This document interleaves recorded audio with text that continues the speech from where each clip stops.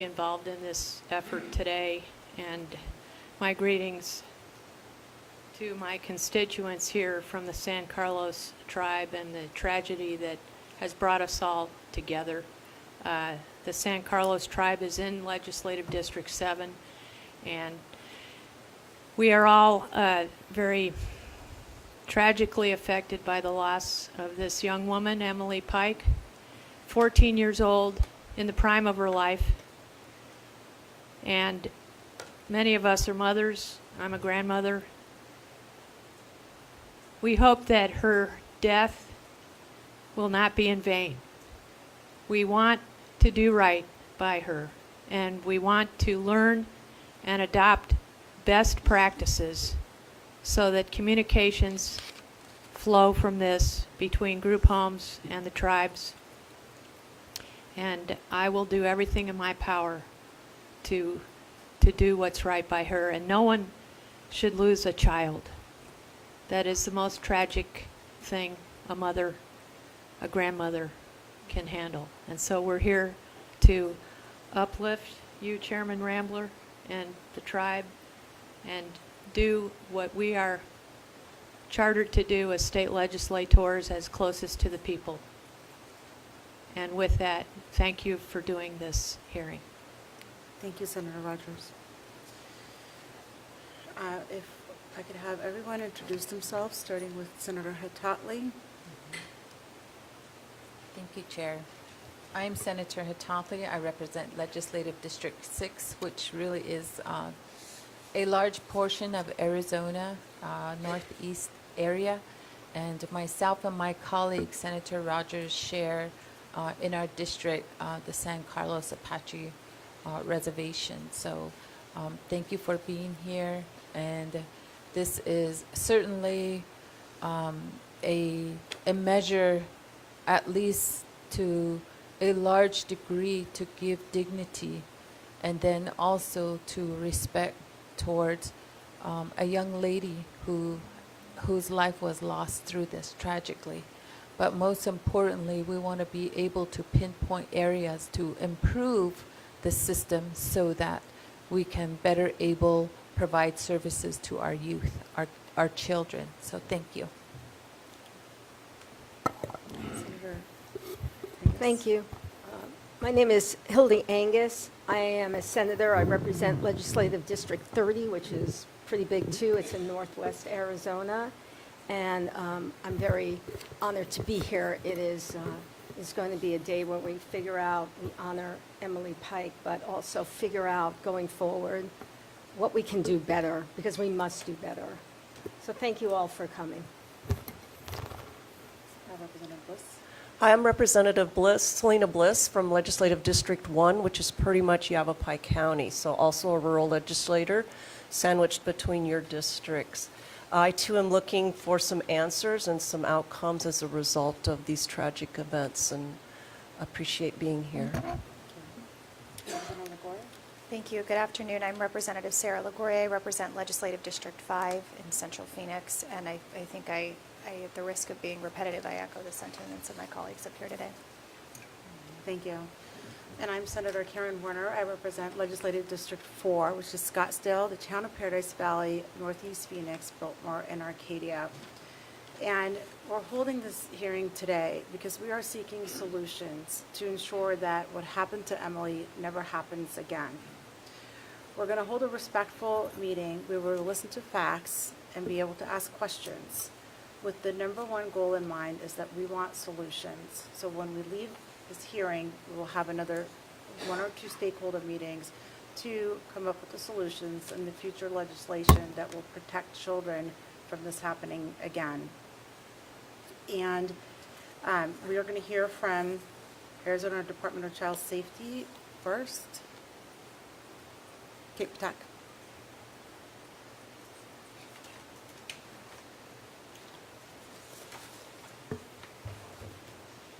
Hi, good afternoon, Madam Chair and members of the committee. My name is Katie Patak. I am the Department of Child Safety Director, and I want to thank you all for calling this committee hearing so we can propose solutions and figure out ways that we can have better communication. We want to offer, obviously, condolences to the family. This was a tragedy that I think everybody in Arizona felt. And so I'm just going to go ahead and give a little bit of an overview, kind of a high-level overview of some of the issues that we're going to discuss today. So coordination with tribes, how we handle missing children, and then some information related to group home licensing. Okay. So there are kind of three options when we're looking at families who identify as having tribal affiliation. So the Indian Child Welfare Act is very specific about when it applies and when it doesn't. So the Indian Child Welfare Act applies if the child is either enrolled or they're eligible for enrollment in the tribe. So a family may self-identify as Native American, but if they don't meet that definition, then the ICWA laws don't apply. So I just think I wanted to call that out. So there are kind of three different options. The first is DCS jurisdiction. So that's a case where DCS has sole jurisdiction to investigate a case. So this is if the child is not eligible for enrollment in any tribe. And I will say that each tribe sets the standard for what enrollment means. So one tribe may have different standards than a different tribe, but it's up to them. Concurrent jurisdiction would be if the child is enrolled or eligible for enrollment in a tribe, but they're living on state land. So in those cases, we can investigate. If we take custody, then ICWA, the Indian Child Welfare Act, is triggered. What ICWA requires is notification to the tribe. It requires a higher burden of proof for termination. It requires increased reunification efforts, and then there's a certain different placement preferences. The tribe also can ask for removal to tribal court anytime during the proceedings. Then the third category that we have is tribal jurisdiction. So this is when a child is enrolled or eligible for enrollment in a tribe and they're living on tribal land. So when that happens, DCS has no jurisdiction to investigate. We don't have jurisdiction to remove the child either. So if we were to get a hotline call for an ICWA eligible child who's living on tribal land, we would advise the caller to call the respective social services of the tribe, and we also would cross-report that to the tribe. I did want to point out that DCS has memorandums of understanding with 4 tribal nations, the Navajo Nation, White Mountain Apache, Salt River Pima, and Pasquayaki. These MOUs generally contain agreements related to information sharing, when the tribe can intervene, placement procedures, and then ICWA training for our staff. And all of those MOUs are triggered after DCS removes the child, so they don't apply during the investigation phase. They start once we have removed. And then this is just kind of an overview of what I said. So if a child's in DCS custody, the legal custodian is the state of Arizona. It's through the juvenile court in the particular county. DCS and the courts make the placement decisions and permanency decisions, and we do the placement as well. ICWA is kind of both. It's joint decision making, but then when the child is in tribal custody, the legal custodian is the tribe. It's adjudicated in a tribal court, not state court, and then the placement decisions and permanency decisions are handled by the tribes. So this is for children in the custody of the Department of Arizona. So this is our placement preference. It's an ARS 8514. So the first placement is to keep the child with their parents. So we want to keep the child with their parents when we can. After that, we want to place them with kin, which means a family member or a person with a significant relationship with the child. After that, as a family-like setting and community foster care. Group homes are next, and then shelter is next. So we try to use what's called the least restrictive placement, which is the top of the list. Kinship and foster care are considered less restrictive than congregate care. Congregate care becomes a placement option when there's no kin or foster families willing or able to take the child, or for some reason it's not in the best interest of a child to be placed with kin or foster families. So that could be an example of a child who's in a DDD group home, and so they're there because of their medical needs. So as far as group home facilities, I'm going to talk about DCS as the licensing entity first, and then I'll talk about us as the contracting entity. So DCS is the only licensing entity for group care facilities in Arizona where the kids just go to live. So we're not providing treatment, they're just living there. So we don't license DDD or behavioral health facilities, although at times our children are placed in those facilities. We're regulated in rural, we're Title 21, and we regulate all of our homes, even if the homes choose not to contract with the department. So then we have DCS as the contractor. So any of our licensed facilities can contract with other entities. For example, they can contract with the tribes. They have contracts with the federal government. They can take private placements, which is directly from a parent. Sometimes they take placements from other states. And they are still regulated in DCS rule, but they're also governed by the contract of whoever they choose to contract with. So each entity that places there must have their own contract with the facility, and they can require pretty much anything that they want in their contracts. As far as which ones we contract with, they're competitively bid. We basically rank them highest to lowest based on a number of factors, and then we award contracts until we have the number of beds that we need.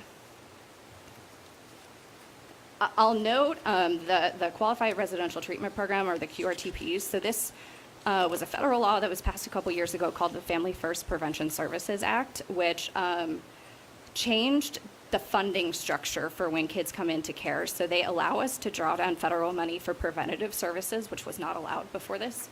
We could only draw down federal money once a child was removed.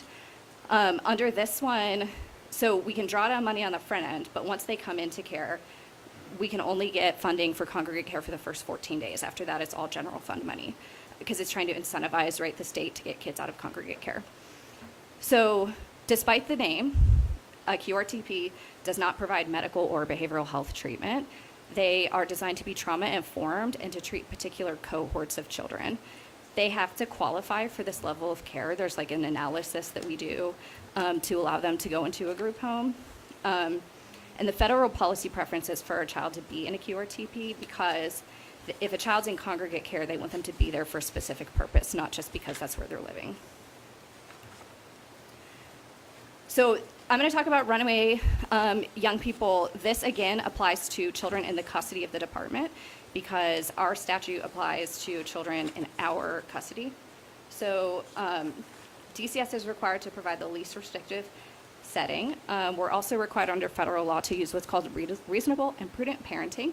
And what that means is we want children in foster care to have normalcy. So we want their lives to be as normal as they possibly can, even though they're kind of in a weird living situation. So we have to allow them to attend school, participate in extracurriculars, see friends, have a job, all the kind of things that children not living in foster care do. Group homes also have the authority to set a curfew. They can require chores, just like any other living situation.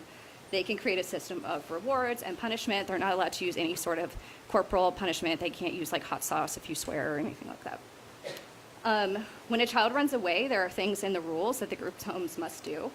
So the rules require that they contact DCS hotline and the placing entity. So sometimes the placing entity is us, sometimes it's not. They have to contact the police, and they must make attempts to contact the child. In November of 2024, the department established the Missing and Runaway Children Unit, or we call it the MARCS unit. They have actually helped lower the number of runaway youth, and I'll get to some of the data in just a second.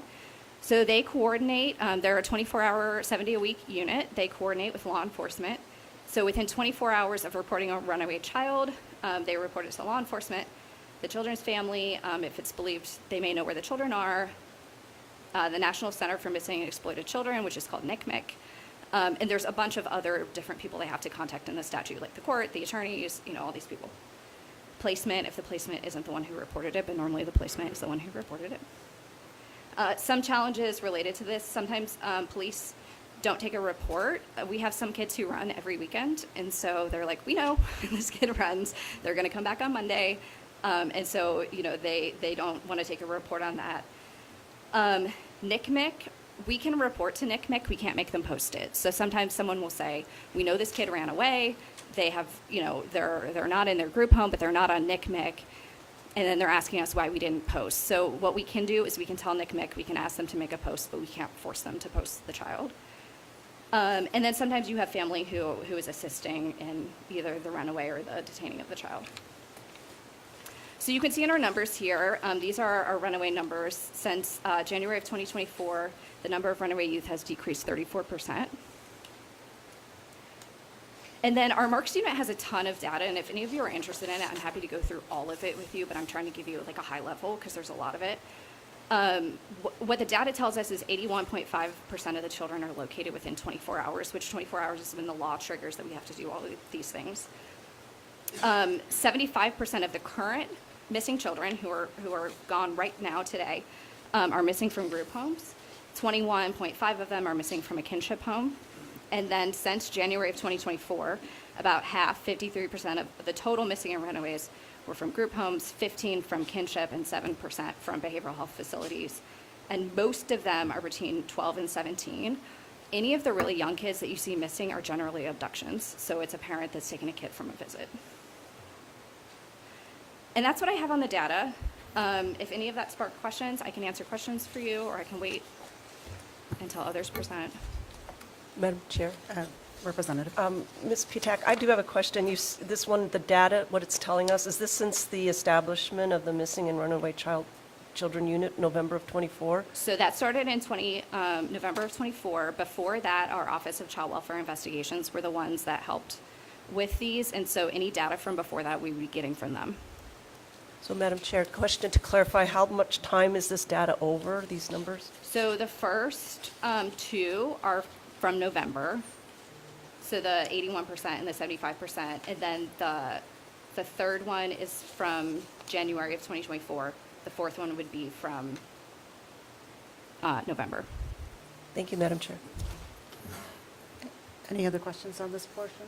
I have a question. Senator? Thank you. Thank you for your presentation. My first question is related to the contracts. I know that you have the 4 tribal contracts and then, or the 4 MOUs, and then you have a contract for Sacred Journey. And so that's where Emily was at. So then, whose jurisdiction was Emily under?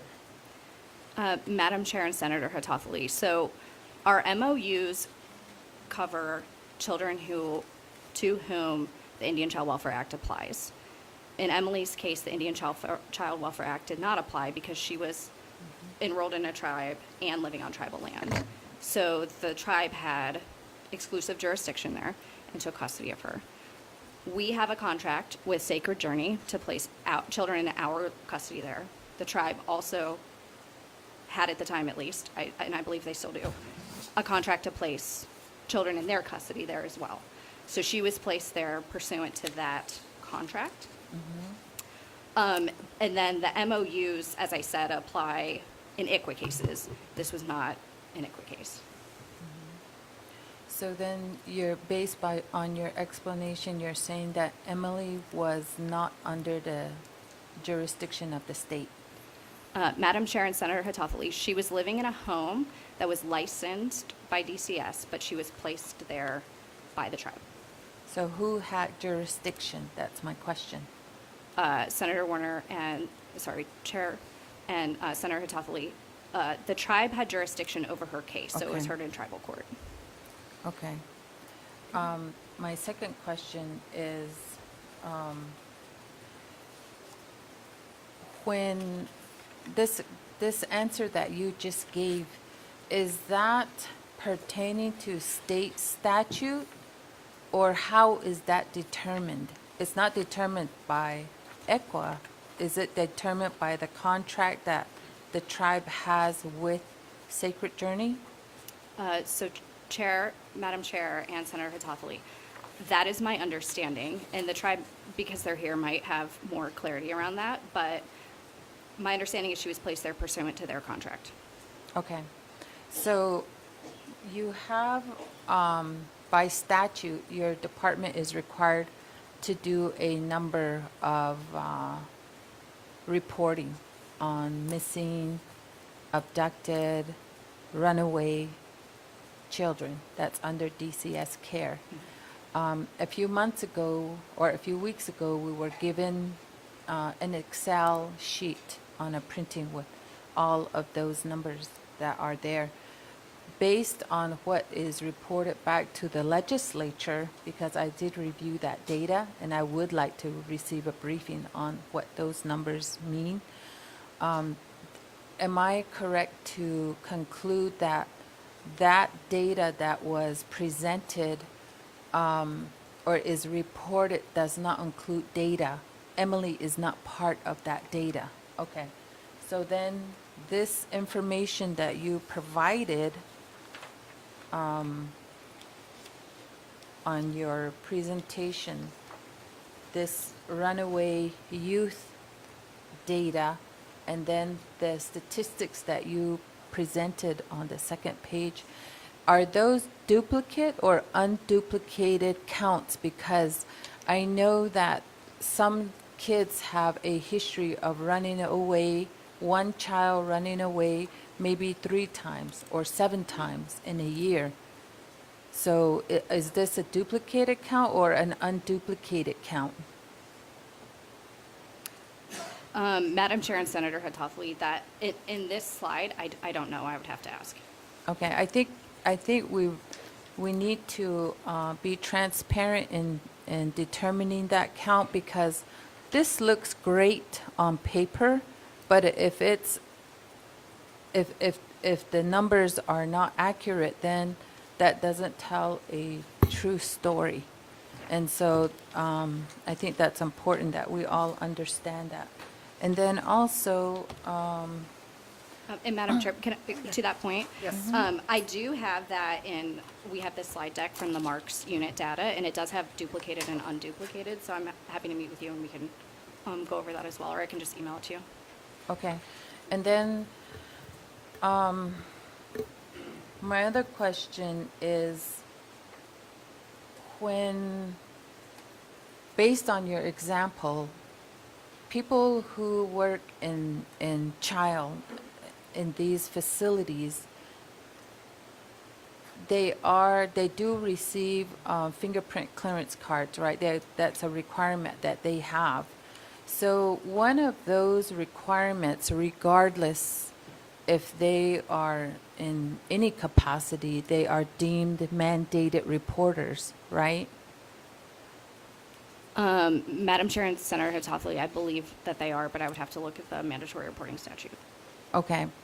So I know in the state of Arizona that when you're a mandated reporter, if I were in, I don't know, Safeway or something, and I see somebody abusing a child, I have to report that. That's part of my responsibility as a mandated reporter, especially if I work, and I've worked in a school setting, and I've held a mandated reporter.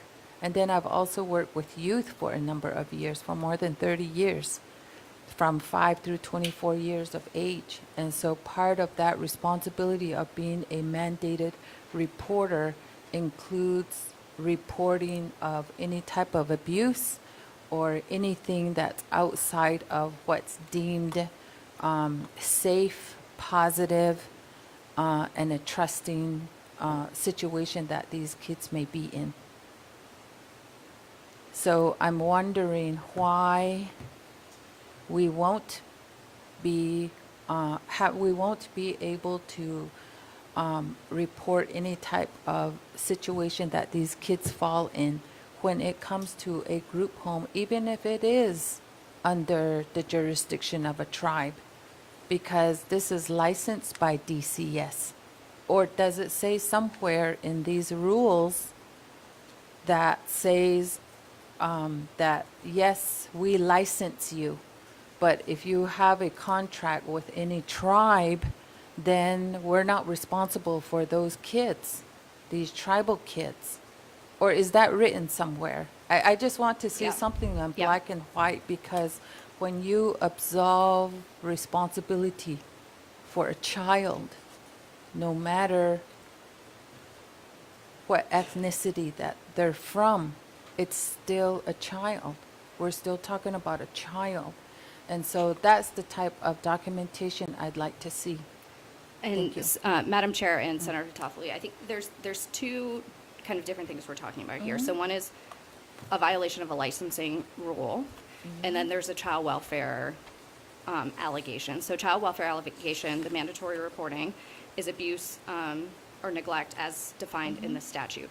So if a child is in one of our licensed group homes and the worker there abuses them, we would investigate that abuse on the worker, either as a licensing violation or a child welfare investigation. So that's when they're in the group home.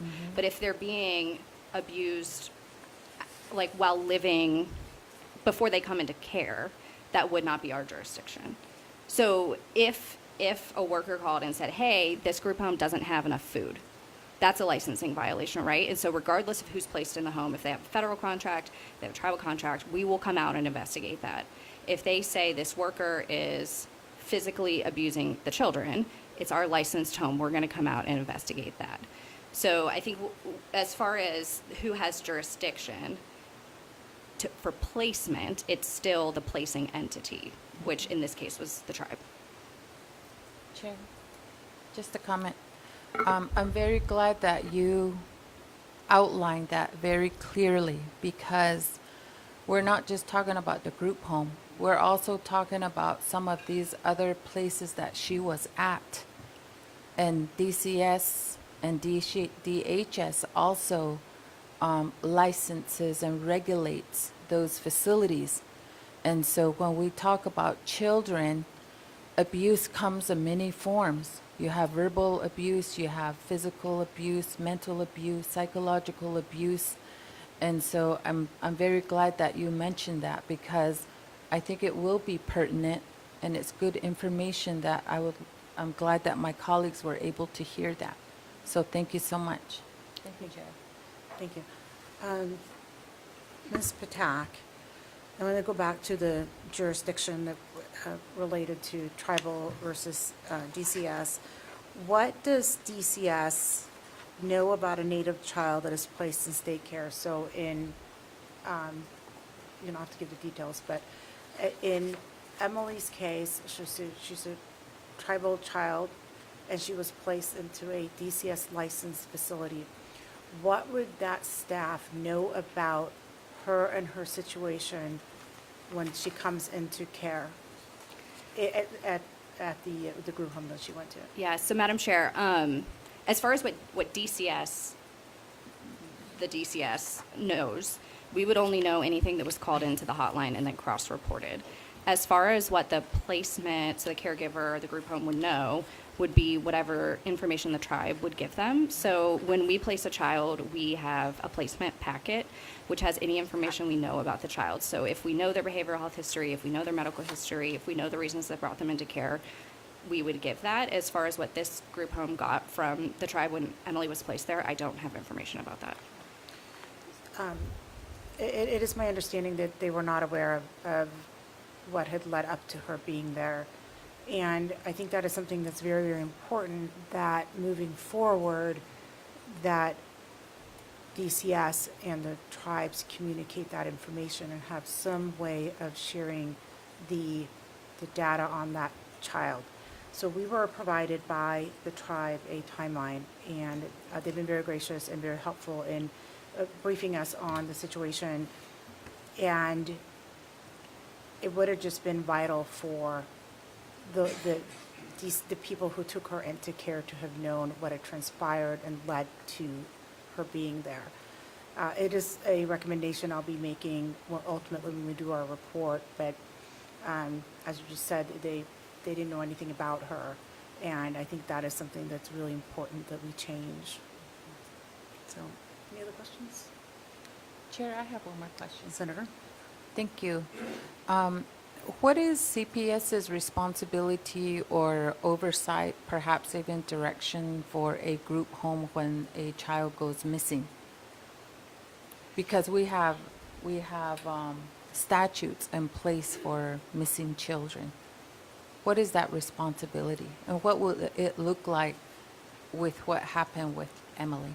So, Madam Chair and Senator Hatofali, what our rules require under Title 21, so for any sort of unusual incident, the licensee should call the hotline, which is our 24-hour child abuse hotline, and they should also let the placing entity know. So if the child was placed by us, we already know when you call the hotline. If the child was placed by somebody else, then they need to also let the placing entity know.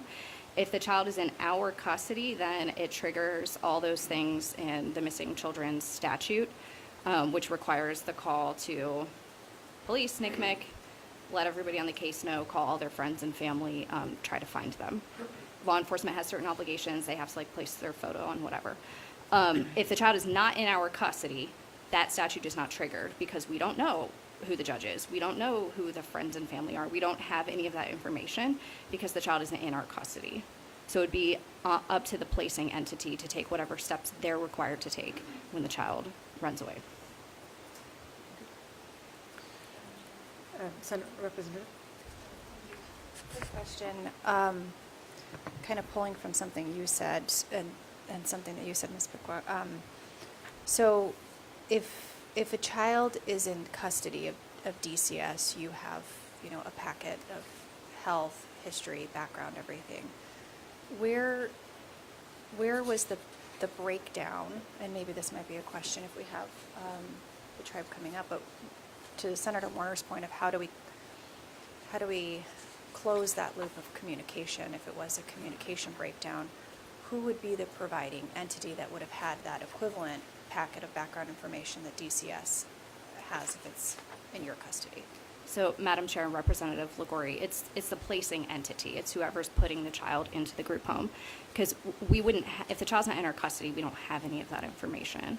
And we're honestly not entitled to that information because the child's not in our custody. It'd be like if the child lived in California, we're not entitled to information that the California Child Welfare System has. It's not our, you know, information to know. And so if the group home needs to know, they would have to get whatever information the placing entity has. Thank you. And we can share our placement packet. You know, those are things that we can, if we're looking for collaboration, talk about some of our best practices as well. Chair? Oh, I'm sorry. No. Oh, yeah. Representative Bliss? Madam Chair, I do have a question, Ms. Patak. So you've listed challenges at various parts throughout your presentation, and I realize that the Missing and Runaway Children Unit is a result of legislation last year, House Bill 2479. What legislative fixes do you see in your department that would avert such tragedies in the future? Madam Chair and Representative Bliss, so one of the things that we've been exploring, and I don't want to like get ahead of anybody on this. Just for clarification, we are going to be holding a stakeholder meeting where Okay. we are going to be putting ideas on the table. If you have thoughts today, feel free to share them, but Okay. there will be follow-up meetings to this. And we also want to stay very focused on Emily Pike. Yeah. And Madam Chair, to that point, this is going to be a question I'm going to ask everyone that comes up, because I want, in your view of this incident, your lens is different and unique. Everyone's is that's going to present today. So I would like to hear in your views, what is it you see needs to happen to improve this system? Madam Chair and Representative Bliss, I would say two things, and I won't get too detailed into it. One is our rules, I think, are over-inclusive of who group homes have to report to us as missing. So if a kid says, I want to go to my girlfriend's house, and the group home says, not until you're done with your homework, and the kid says, I'm going anyway, and leaves, they are on AWOL status, and they have to call us. So now it's become a law enforcement matter because the kid has left. I think that's over-inclusive. I think if you know where the child is, don't call us unless they don't come home by 10 o'clock or something. You know, I think they can be changed, and that's a conversation I think we should all have together.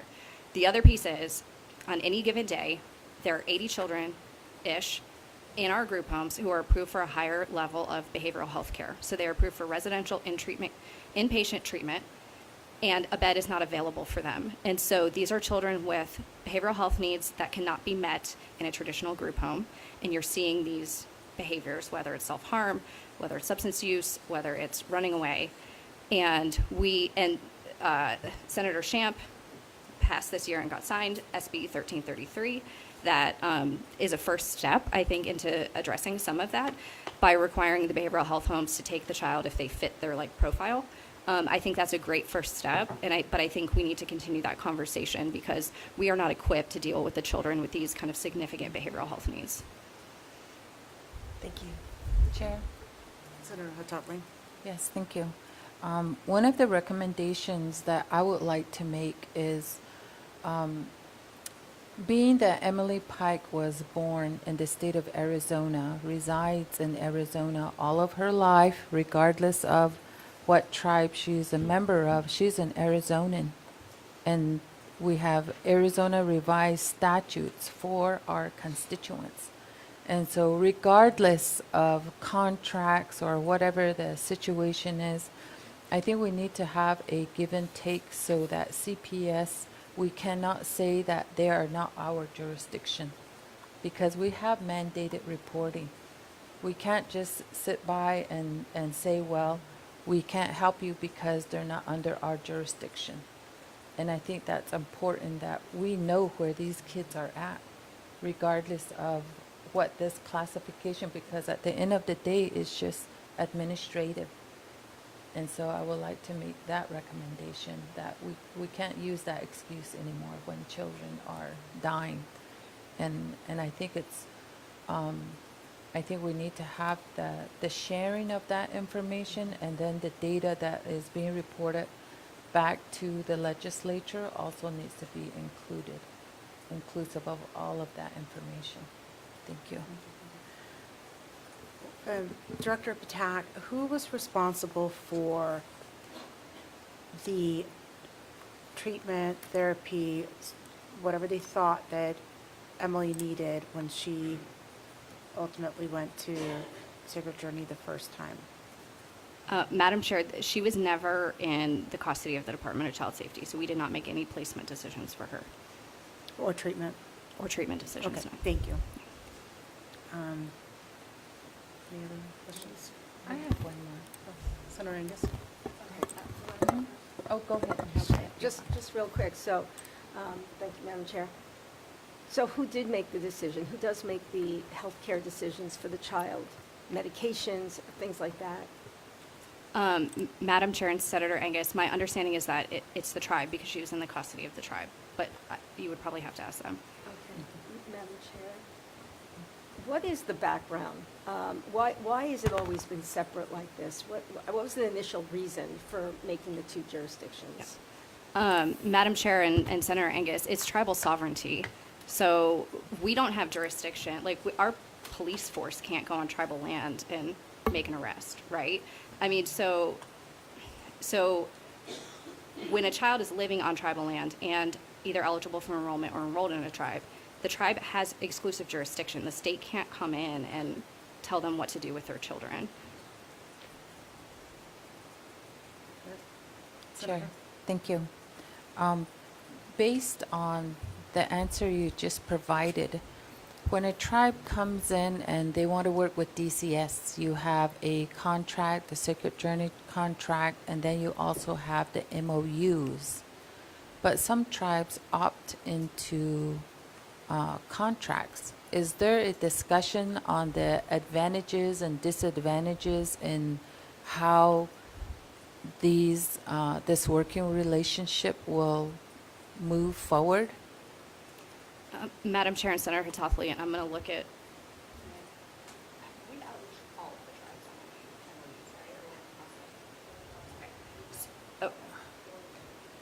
So we currently have 4 MOUs. We have 4 pending, and we have outreached, if not all of the tribes. We're in the process of outreaching the tribes for the MOUs. The MOUs apply when we take custody of an ICWA-eligible child because they are living stateside. So those are kind of like that's the middle concurrent jurisdiction one. If the tribe chooses to contract with one of our group homes, they are a private business, and they have their contracts between the tribe and the private business. So although we license them, we aren't involved in placement, treatment, any of those kind of things. It'd be like if they license with any other private business, contracted with a private business to provide services for the child. Chair. So what leads, how does that determine what type of jurisdiction comes out of this? I mean, does the tribe just decide that, well, we're just going to do a contract because we want to, enforce tribal sovereignty? Is there ever a discussion about the advantages and disadvantages? Because it sounds to me that we have capable individuals. If everybody puts their heads together, then that's in the best interest of the child. That's going to keep the child safe. But in this case, that doesn't seem, it didn't happen. Well, and Madam Chair and Senator Hitoffoli, it's up to each tribe how they want to do it. Some tribes have their own group homes that are on tribal land, and they place their kids in those group homes. They license their own foster homes. They place the kids there. Some tribes don't either want to or have the resources to have group homes, and so they choose to contract with our group homes. Or use some of our licensed foster homes to place children in. So that, I mean, when the child's in their custody, it's their right to determine where the child will be placed. One last question, Chair. Okay. Thank you. In 2023, Representative Parker brought forth a bill, House Bill 2651. In here, it's about, and this is under 8-810 regarding missing, abducted, runaway children, notification, training, and then audit. Based on what has happened with Emily Pike, and this has been in statute for more than a year, was this enforced? So, Madam Chair and Senator Hitoffoli, that is for children in the custody of the department. That's what our MARC unit that I talked about does. The statute says for children who are in the custody of the department. And so all of those steps that it requires us to take, we don't have any of that information if the child is not in our custody. We don't know who the judge is. We don't know who the attorneys are.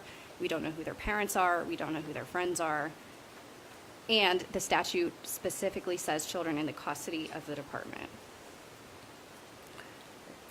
Chair, I'd like to make that recommendation to make sure that it should be for all Arizonans and not pick and choose who this statute should apply to. Yep, got it. It should apply to all children. Absolutely. Thank you. Thank you. So, as we've taken time to go through all the information that's been provided to us, Emily did have a caseworker from the tribe, and they have their own CPS. And with regards to what happened to Emily, there was some pretty severe trauma that happened that triggered the events that ultimately put her into a behavioral health facility or group home. And when you read the things that she was to do, the medications, the therapies, and so on, I'm just going to go back to the breakdown. From my point of view, is that if DCS and the tribe, it's like the right hand doesn't know what the left hand is doing, and that we have to bridge that gap so that if a tribal child goes into DCS care or into a licensed facility, that information is either transferred over or shared so that everyone can know what is happening. Secondly, I want to add that based upon the actions that happened or what happened to Emily, she probably should have never gone to a group home based upon the initial things that happened to her. And I want to ask a question related to child help.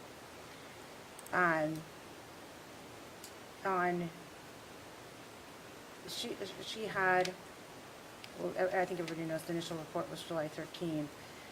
I had gotten information that Child Help did not show up to do the forensic interview until almost 30 days later. And when a traumatic event happens to a child, the forensic interviewers are the ones that are key to being able to interview and gather that information of what happened to that child. It's a specific trained individual, and it is in statute, those requirements that they have to have. And do you know, or would you know from DCS perspective, why it took nearly 30 days for the forensic interview to happen? So, Madam Chair, this July 13th report, I am not showing that came to us. Okay, thank you. Yep. So that would be one more thing that we would add, that the forensic interview needs to happen within 48 hours of the incidents of the trauma being happening to the child. So I don't have any further questions. I do want to thank you for your time and your overview, and of the process of DCS and what is happening. I do look forward to working with you and coming up with some real solutions that can have an impact on our children, whether they are tribal or not. So anyone else? Thank you. Okay. With that, San Carlos Tribe, with Chairman Terry Rambler, Vice Chairman Tao Ekpeson.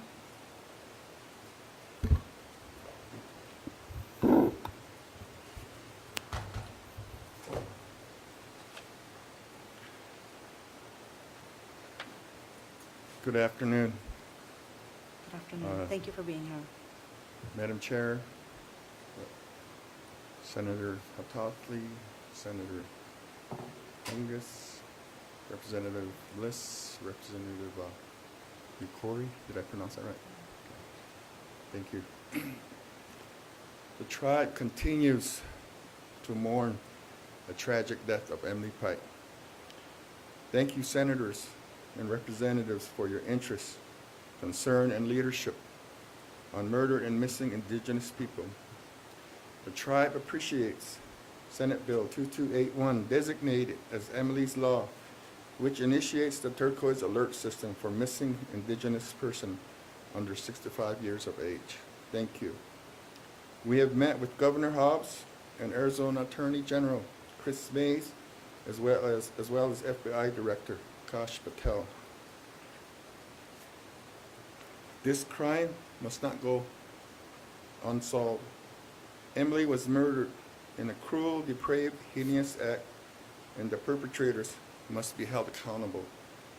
The tribe has offered a $75,000 reward for information leading to the arrest and conviction of the person or persons responsible for Emily's murder. The FBI has offered a reward of $75,000. The tribe has also requested the public and Governor Hobbs to supplement the reward to generate more interest and leads. The tribe respectfully requests that the Arizona legislature tighten regulations for residential group homes. Every child in a group home should be safe and secure in a positive, nurturing environment. This should be the regulatory standard. There are over 7,000 kids in placement. According to DCS, last month the number of runaway was over 110 and there were about 10 missing. However, all runaways should be considered missing until located. Once located, they could then be considered as a runaway. The Arizona Office of Licensing and Regulation needs to increase inspection of group homes for their operational, safety, and security protocols. The OLR SOS system was contacted when Emily ran away, but because she was not in the AZDCS system, her case was closed and the SOS was not activated for her. Legislation should require that the OLR SOS be activated for Native children who go missing, regardless of whether the child is in the AZDCS system or not. Public Law 116-165, Savannah's Act of 2020, requires coordination among federal, state, tribal, and local law enforcement agencies. Arizona legislation should require that level of coordination and communication among state and local law enforcement with federal and tribal enforcement and use of the National Missing and Identified Person System. Public Law 116-166, the Not Invisible Act of 2019. The Commission released best practices to improve media coverage of missing and murdered Indigenous person cases and next steps in effort to address missing or murdered Indigenous people and human trafficking crisis. AZDCS should be required to incorporate those best practices and steps. When Emily ran away, the Mesa Police Department did not communicate with our San Carlos Apache Police Department or the tribe's Child Protective Services. No Amber Alert was issued.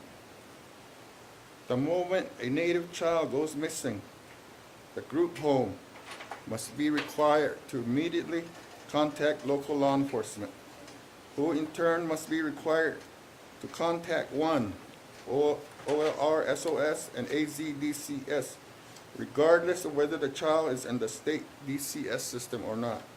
2, the tribe's tribal police, and 3, the tribe's child protective services. This procedure must be added to the AZDCS OLR regulations. DCS OLR must be required to enter into a MOU, IGA, with every tribe to ensure coordination and communication on children missing from a group home or other setting, such that DCS, CPS, and state law enforcement immediately coordinate on locating a missing child with their tribal counterparts. In addition, DCS should meet and confer with each tribe at least annually to update contact points and communications. Emily ran away from Sacred Journey by exiting her room's window. The alarm on the window had been disabled. Alarm systems in group homes should have an alert when a window or door alarm has been disabled.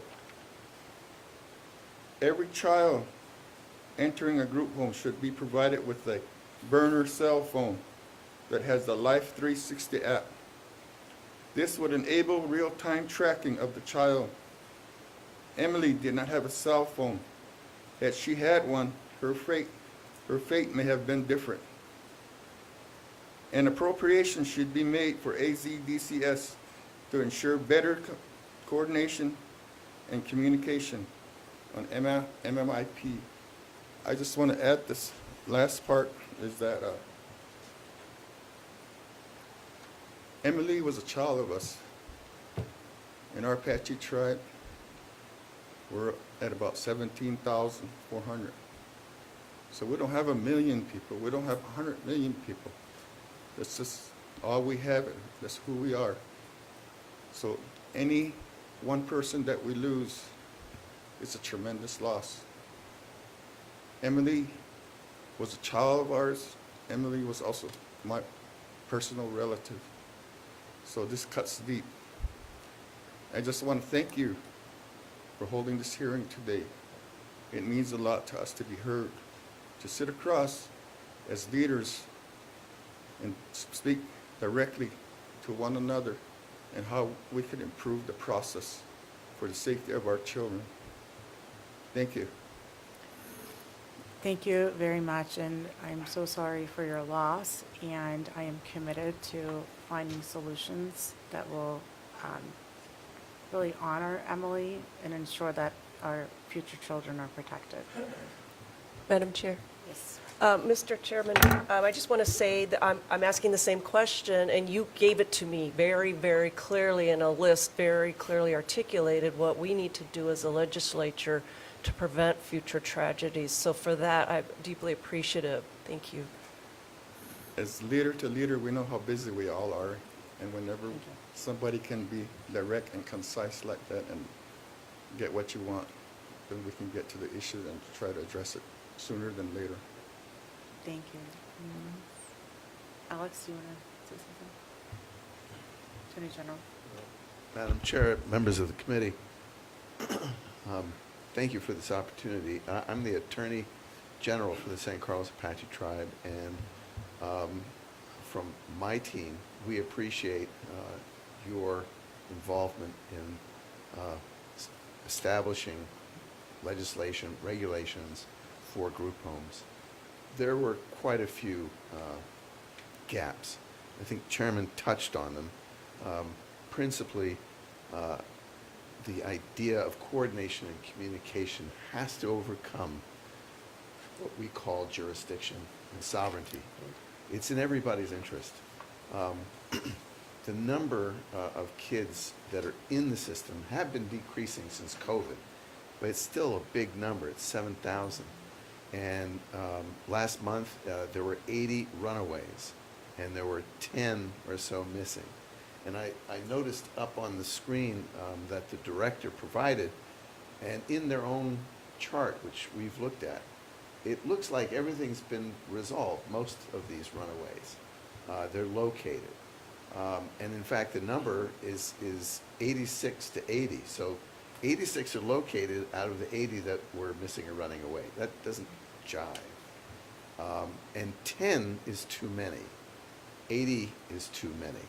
And I think that even if they're have a large rate of locating these kids, what Chairman Rambler said is, I think, the principle.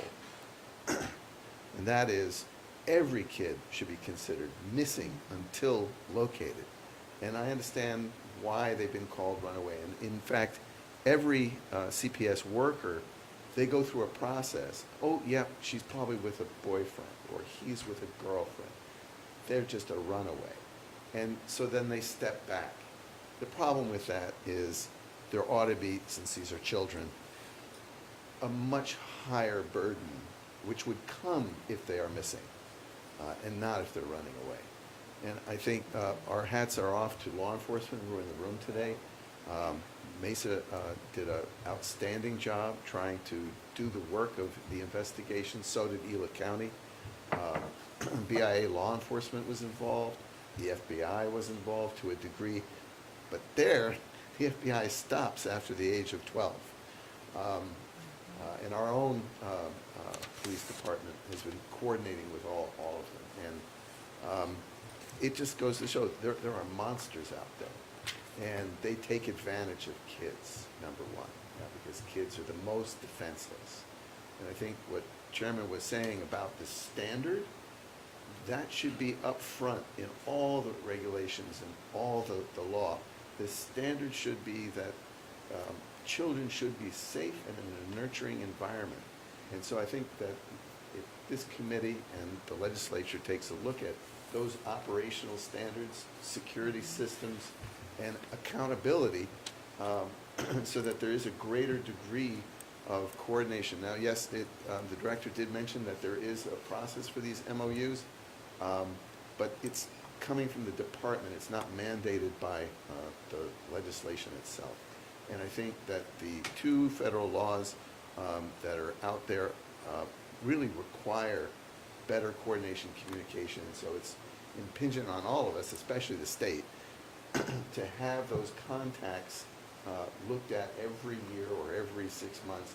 Make sure we got the right names, the right phone numbers, the right emails, so that immediately when a child goes missing, not when they're considered runaways, when they go missing, all the agencies get on it right away. And it's very unfortunate that OLR SOS was not activated for Emily. And that was because she was not in the DCS system. Since then, unofficially, I understand, there is now an effort for the SOS system to be put in place for a Native child, but it's not a regulatory or legislative mandate. They're taking it upon themselves because of what happened, I think. And I also think last, that security issue, we talked to the director or the CEO of the group home, and she said, yeah, the kids tended to disable the alarms, and that's what happened with Emily. I went to her room, and she had gone right out the window, and that alarm had been disabled. Well, security systems now send out an alert, and that alert will tell the owner, the operator, oh, that window needs to be checked. That all needs to be upgraded. You know, this is now 2024, we're going to 2025. We got to take a look at that technology. And also, I think Senator Rogers, Senator Werner, had discussed, well, what would an appropriate appropriation be here? And the burner phone is a pretty good, inexpensive way to keep track of kids. And it wouldn't be that you're buying 7,000 phones every year. Those phones can get recycled for the next kid that goes into the group. And that little app is great. You can track kids in real time when they have that phone. And sadly, Emily did not have that phone. Thank you. Thank you, Attorney General. Representative LaGree? Madam Chair? Yes, you may. I failed to mention our champion, Senator Rogers, who's been with us all this time, so I forgot to mention her. Also, when there's time, if you could give Madam Chair some time to our Vice Chairman also, Mr. Epson. Yes, thank you. Did you have a question? I do. Go ahead. Thank you, Madam Chair, and thank you, Chairman Rambler. So going back to the previous conversation that we just had, from my understanding of how do we increase communication, how do we close loopholes, how do we have better coordination? I think jurisdictions do matter in this case and are important because we have 3 jurisdictions that we're looking at between federal, state, and tribal. And those, I think we can say they do not matter in some senses and blur the lines, but as part of the law and protocol and communications, they do matter because those are the lanes that have been, created for situations previous to this. So my question, kind of piggybacking on some thoughts, and I'd love your take on it, is if we were to, we're saying that, the missing runaway children notification is not for children on tribal property or children in tribal homes. Is this something that could be initiated solely by the tribes? Is it something, because I do want to be respectful of tribal sovereignty above all in these situations too, in the effort that we are trying to solve these problems. So is this something that the tribes themselves can individually do? Is it something that should be initiated by each tribe or collectively? I would hate to say and open up what might be if the state, tries to come in and overrule tribal sovereignty, or is it a partnership that the state and the tribes could have together? Like, where do you see that sweet spot where the state or the federal is not overstepping their jurisdiction, but there is better coordination and collaboration in order to say we are working together, and there is better protocols that do not get dead-ended at any juncture?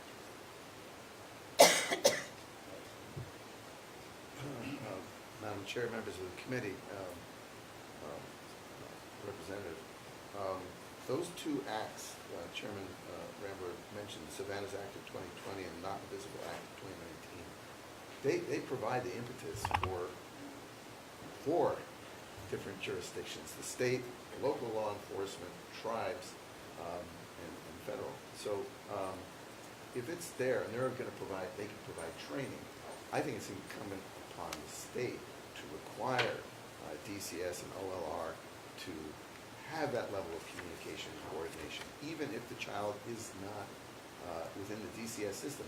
It's basically a child's gone missing, and everybody should be alerted because that child could come into contact with the DCS, somebody in the DCS system, and that should filter out.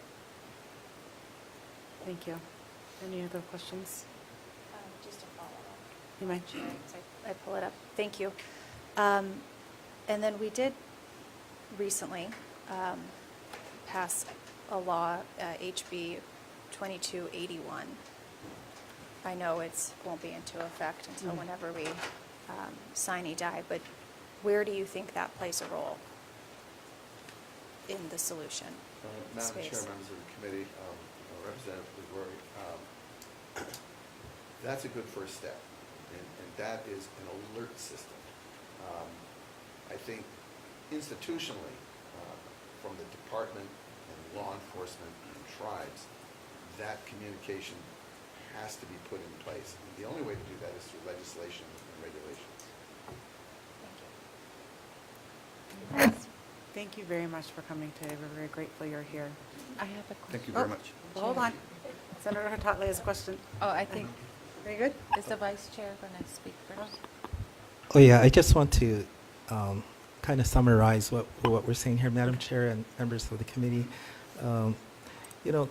As you all know, and it's good to hear from everyone else here confirming this, is that the tribe is calling for justice for Emily Pike, stronger protections and protocols for Native American children in group homes, better interagency coordination, and increased support and resources to address missing and murdered women, indigenous women, and indigenous persons.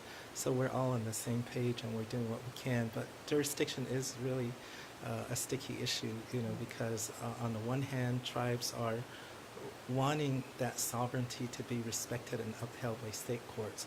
So our ICWA, or Indian Child Welfare Act attorneys, are always in state courts getting involved to uphold our sovereignty. But at the same time, you have situations like this where children are in the charge of the state of Arizona, and then yet they're not really in the system. So when there's a runaway situation versus a missing child situation, Arizona law already recognizes those two as being the same, but there needs to be a better investigative priority should be given to runaway children of these group homes at the same level as a missing child, because I think earlier I heard that those two, there's a different way of treating these things, and I think this whole thing kind of stems from a runaway situation, and that's where the children become vulnerable to going missing, and then what happened to Emily is really bad. But I think the state police, when this is reported to them, they should give the runaway child the same investigative priority they would when they're dealing with a missing child. And then if there's gaps in law or in legislation, then those gaps need to be filled and have cover for that. Yes. Thank you. 1 second, Mr. Senator Hartley, and then you. Senator. Thank you, Chair. Thank you for being here and providing clarity in this issue and how the role of your tribe has been taking these, proactively addressing this issue that we have today. My question is, I know earlier there was mention of the OLRSOS system in the process of reporting a missing child. So my question to you is, how does, in reporting this, is that an entity? Where is it located? What does it do? And how was it applied in regards to Emily?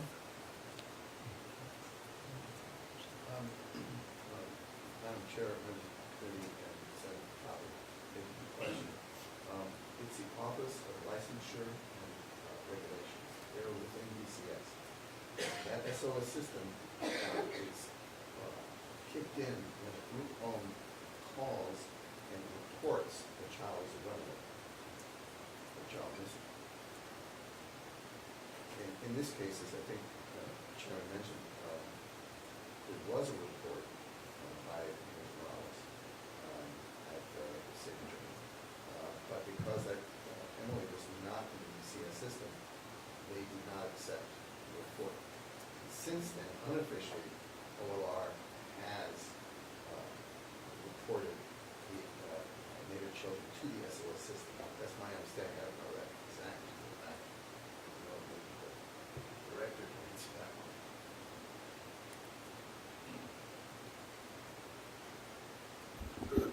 one. Madam Chair, I don't know what the OLR SOS system is. So they might be talking about our 24-hour hotline, or talking about the child abuse hotline. It's called the SOS. I've never heard of that. And I'll also say we did not receive a call when she went missing from the tribe or from the group home. So I don't know what number they called. Okay, thank you. And that's a question, I think, also for Ms. Morales. She's the one who told us that she did call the OLR SOS, and because the child was not in the DCS system, it didn't end up getting reported. Yeah. So that's the answer.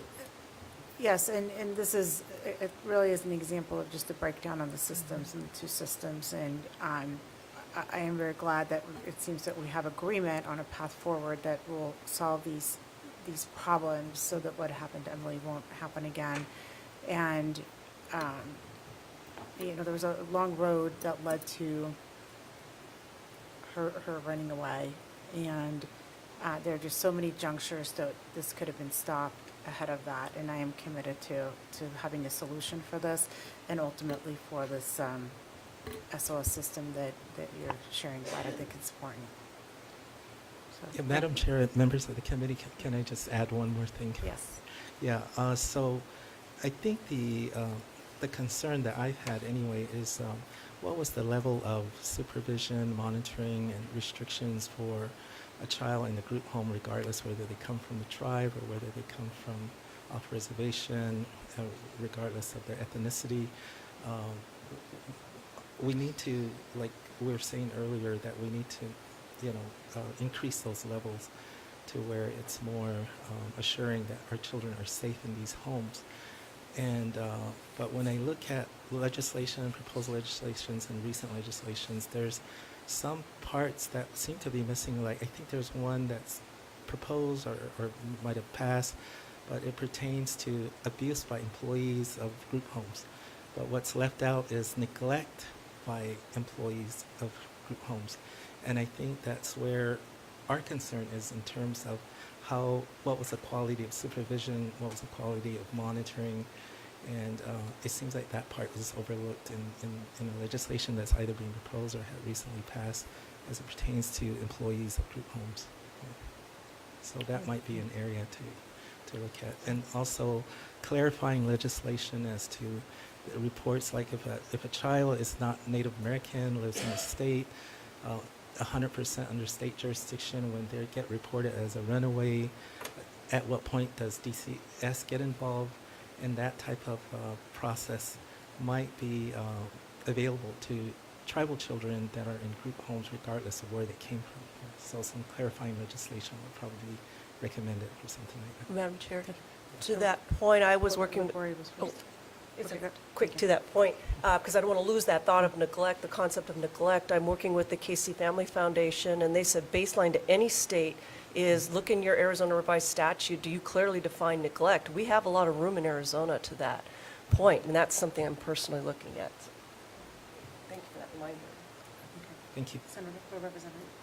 And Madam Chair, again, though, going back to jurisdiction, in legislation that has impact on our tribal nations, to a couple of the points you brought up in your questions, and now also wanting to know what was the protocol between, what is the contract, the tribal contract that has there, and what was the protocol between the group home reporting to the tribal entity versus DCS? Do you have any clarity there on that end?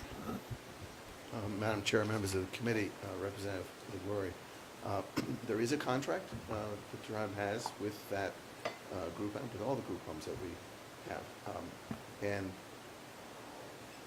I've heard tell that, we should look harder at the contract. Well, no, I think actually the legislation should be such that these are the requirements that should be in the contract from the state side. And there was communication between the group home and our CPS worker almost immediately. But there was that idea that, she's a runaway. And that took 3 days to that Monday, from that Friday to that Monday. If all children are considered missing right away, it would increase the level of scrutiny by law enforcement and by the agencies and the tribes and even the feds. And I think that's where the legislature can step in a little bit to make certain that certain operational standards on the state side are mandated for group homes and that be in the contract.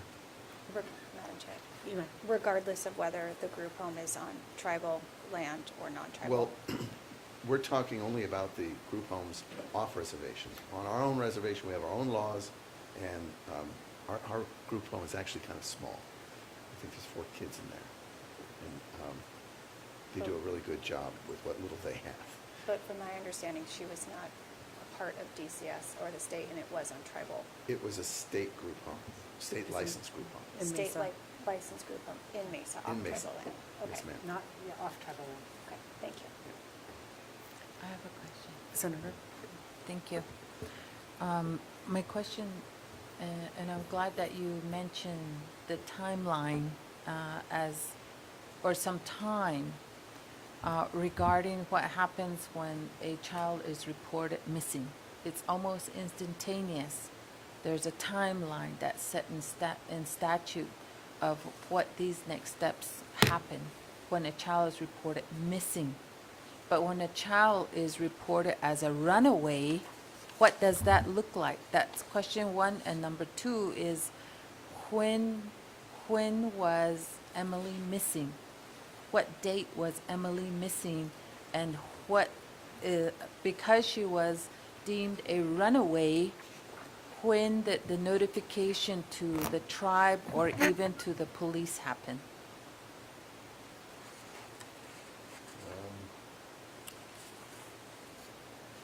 As far as the standards for runaway and missing,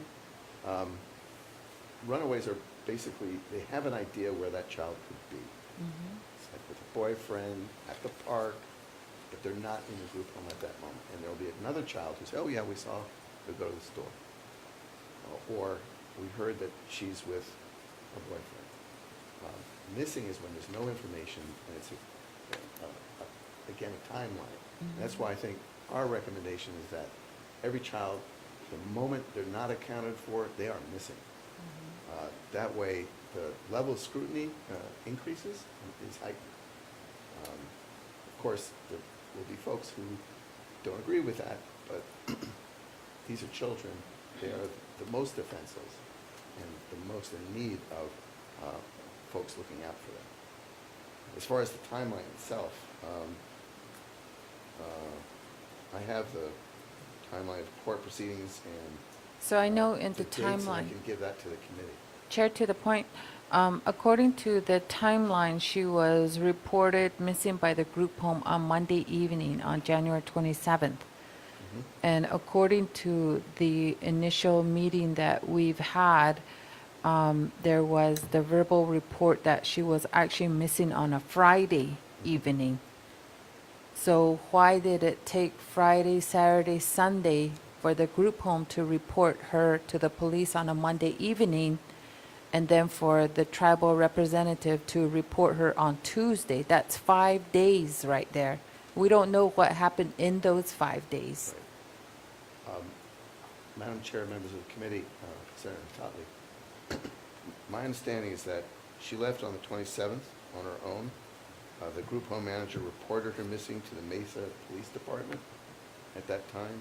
And then right after that, they called our CPS worker, but our CPS worker wasn't convinced based on what they were saying that the child was actually missing, quote unquote, right? And that's because of the child's past behaviors, right? And she had a history of running away and coming back, right? And again, that's why I think we've got to drop the runaway and just consider every child missing, because circumstances change. And I think they changed for Emily, sadly. Something precipitated her to leave that day and not come back. She didn't go to where she usually goes to or went to. And then St. Carlos Apache Police Department took the report on the 28th. But there still wasn't an Amber Alert, it's my understanding.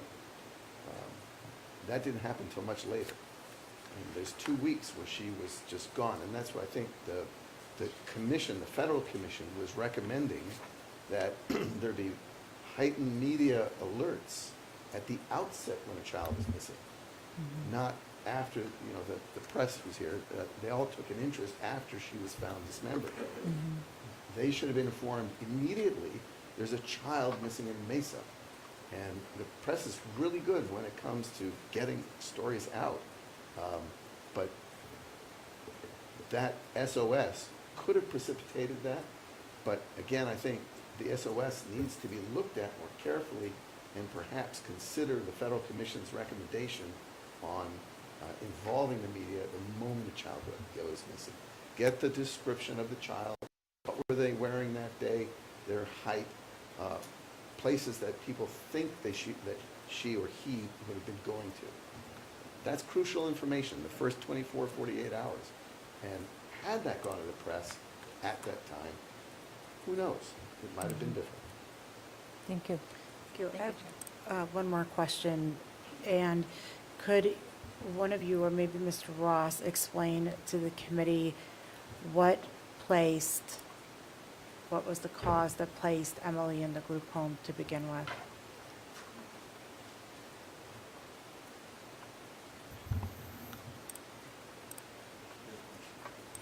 Madam Chair, could you repeat the question? Yes, what caused Emily to be placed in a group home to begin with? What was the incidents that took place leading up to her being placed in a group home? The process we take when we get CPS investigators involved is place a child with the mother's family, mother's relatives. It's always on the mother's side. If the mother's family is not available or can't take the child, then we go to the father's side. And we go through all the families, extended families. When we can't place the child with the father's family, then we ask the mother and father of any extended relatives that could take the child. So we always try to keep the child with the families. If no one is available, then we have to look at emergency foster care placement, which we did not have at the time, or we look at the group home. And sometimes the group home fill up pretty fast, so we have to call the group homes, the owner, and see if they can take the child temporarily while we work with the courts and see if we can place the child back with the family again. Okay. And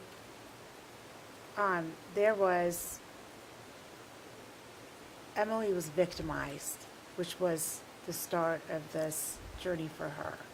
And she didn't do anything wrong. She was the victim. I would say she was brutalized. And ultimately, the path to her leading to a group home almost seemed like she was punished for being victimized. And I find that absolutely abhorrent.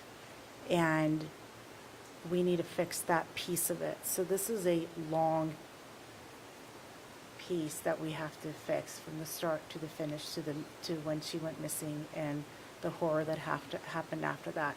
But I don't want to lose sight of she was just a young girl who had something horrible happen to her that led her on this journey. And, I want to keep that at the forefront so that we can ultimately seek justice for Emily and to honor her and help other children not have this happen to them. Senator Chairman, if I can respond to that, and committee members, it's been horrible to me as well, 30 years with the tribe social service department. And 30 years ago, when I learned that we have to remove the child from the home, it was just inappropriate. I had worked with the state of Arizona 10 years before, and it is all the process of taking time to arrest or remove the perpetrator. So when that does not happen, we have no alternative but to remove the child, the victim. And like you said, making the victim the perpetrator and removing that child. And what I experience with our tribe is that all the families will support the perpetrator. And we can't do anything but to remove the child, place it in our youth group home if it's available, or in a placement for girls group home off the reservation. I do agree with you on that. But it's all a process of arresting the perpetrator. Even sometimes to the extent the perpetrator might admit to doing what he did, it's still that process of taking him, putting him in jail. We worked with the BIA Police Department back then, and right now we're working with San Carlos Police Department and BIA Police. So we're trying to correct that, but it's just getting everyone to the table and doing it. Thank you. And I do want to recognize for the people here today, when I reached out to the San Carlos tribe, they were very forthcoming. We had a meeting, Mr. Ross and I had a phone call, and so everybody's been very proactive and willing to solve this problem, as has DCS. So thank you for coming today. Yes. Go back to the numbers. 7,000 children in placement is 7,000 children too many. Yes. And the state budget, honestly, and even the tribe's budget, the tribe has limited resources. There ought to be larger appropriations for behavioral health and law enforcement in these areas. Some law enforcement agencies have only one officer who understands sexual assault. And very few of them include women who are officers who understand sexual assault. We're very fortunate in St. Carlos, we have an officer who does understand sexual assault. But oftentimes kids, and I've seen it, I practiced ICWA for 20 years, kids, when confronted with authority that's not their gender, that are bigger than them, it's intimidating. And often the evidence doesn't go forward. And that's sad. And also trauma, you mentioned, Senator, there ought to be, we all look to Medicaid, Medicare, and we all look to the federal government for funding and insurance, but it's still not enough. And at the same time, law enforcement is overwhelmed, we are, with the scourge of meth, and fentanyl, and heroin's back. And it's freely available. And St. Carlos has gangs from Mesa, the mini parks, the Crips, the Bloods. They're coming up, and they make it very attractive. And it's very hard to keep all that out of any community. And those are big questions, I think, that the legislature, tribes, the federal government really has to come to grips with. What are we going to do about crimes involving meth, which is tearing families apart? What are we going to do about kids who really, really need to have trauma addressed, where there's not enough insurance, there's not enough Medicaid, Medicare, there's not enough state resources, there's not enough caseworkers. CPS is overwhelmed. The director, one of the questions for the director is, what is their caseload for CPS workers? It's astounding. It's way too many. And these are social issues. These are funding issues. They are law enforcement issues, and they're complicated. Thank you. Thank you for coming.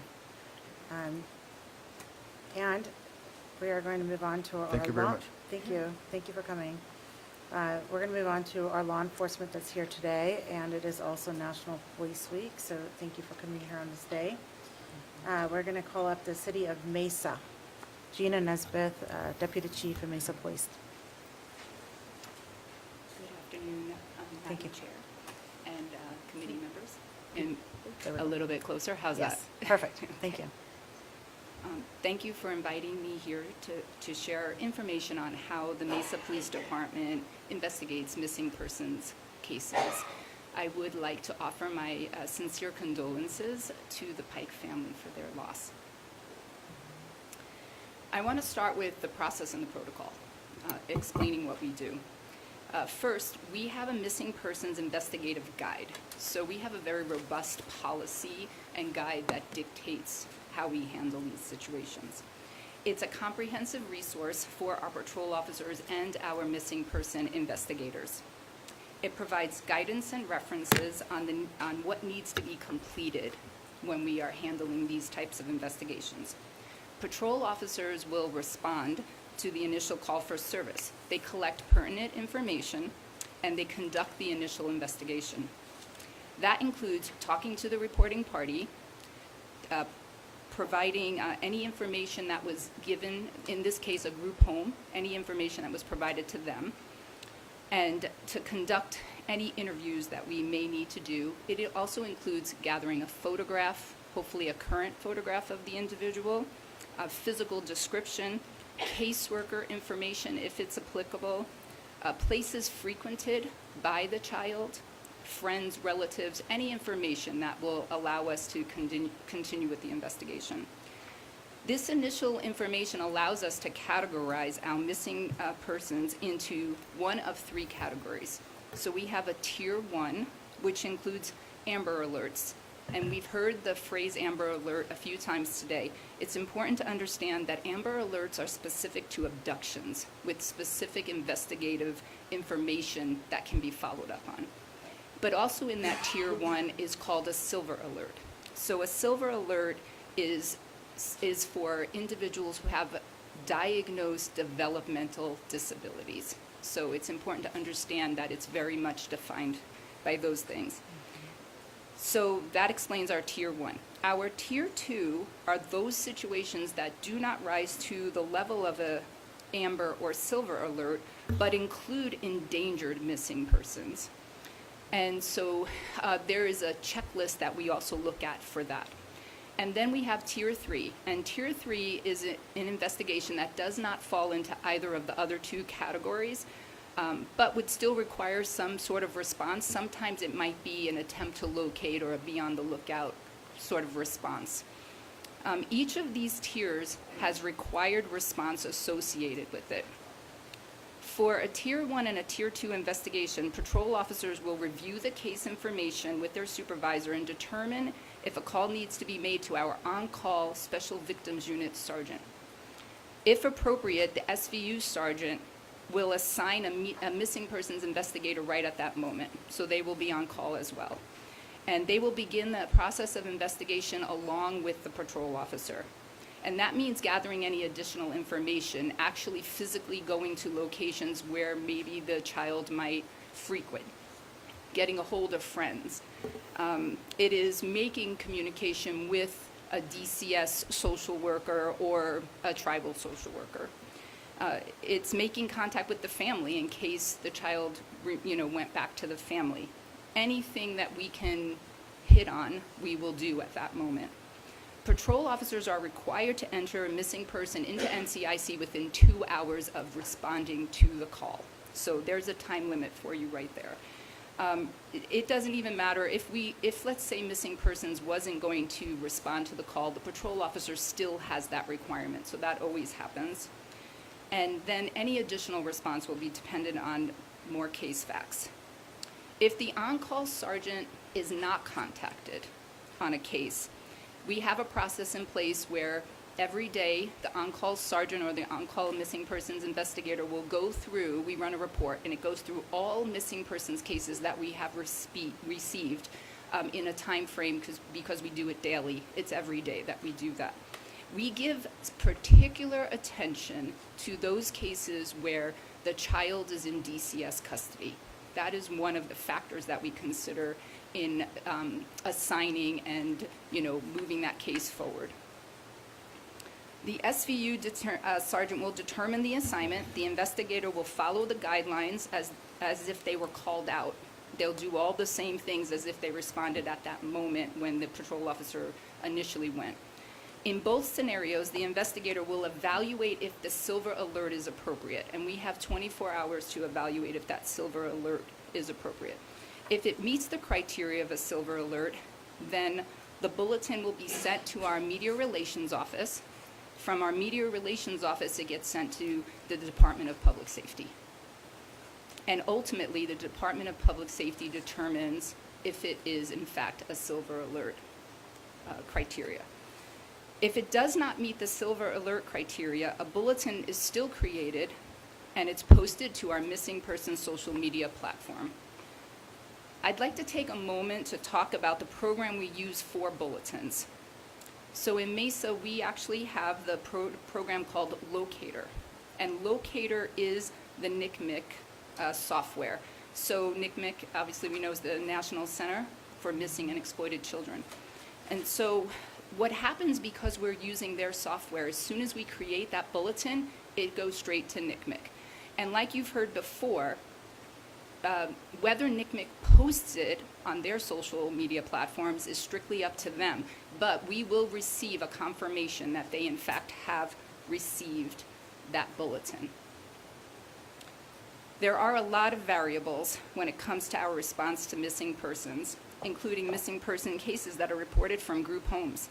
And all those variables are considered when determining our response and investigation. Madam Chair, I'd be happy to answer any questions. Members, any questions? Thank you very much. That was very informative and give us shed some light on this process. So thank you, Representative Bliss. Yeah, my same question as I said before. Legislative fixes, in your view of this situation, that you think could avert a tragedy like this happening again? So I think one of the biggest things that we struggle with is communication, which we clearly see. And I think we need to improve that. There's always room for improvement with communication. So in some instances, the group home has an intake where they gather information. And sometimes that information is comprehensive and other times it is not. And so I would agree, if there's some kind of standardized packet that captures all of that information, that will be imperative to the success of the investigation if we have legitimate information. So sometimes what we run into is we don't have maybe the official information on their medical status, let's say.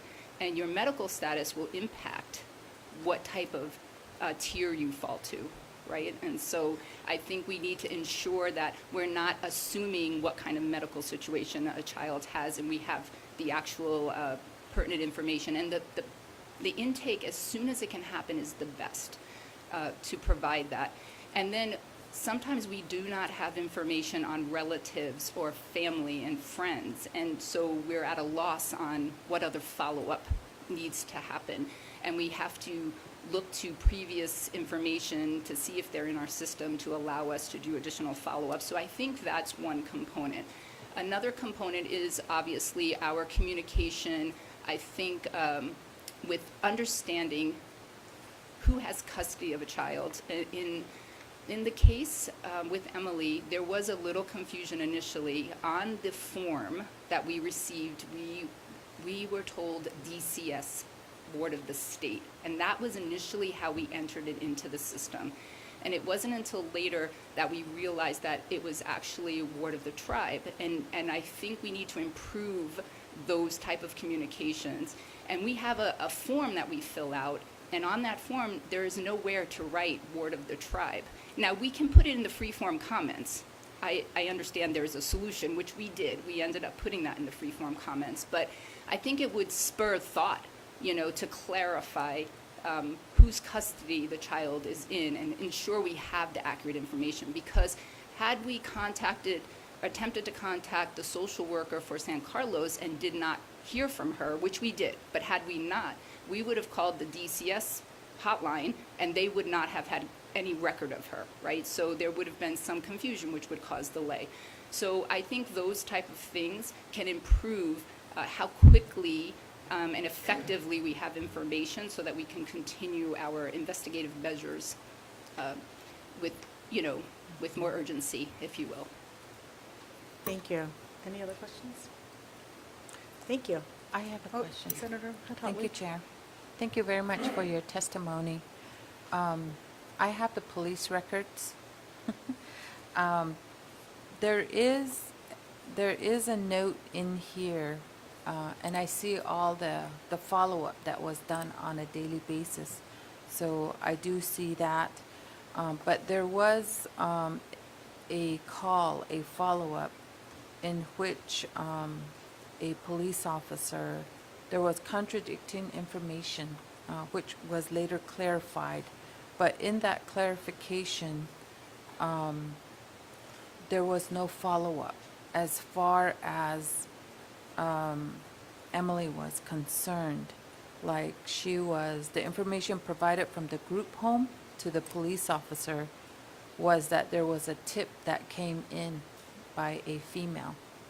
So when the police officer was doing the follow-up more than 9 days later, she clarified, there was a clarification, it wasn't on this day, it was actually on this day.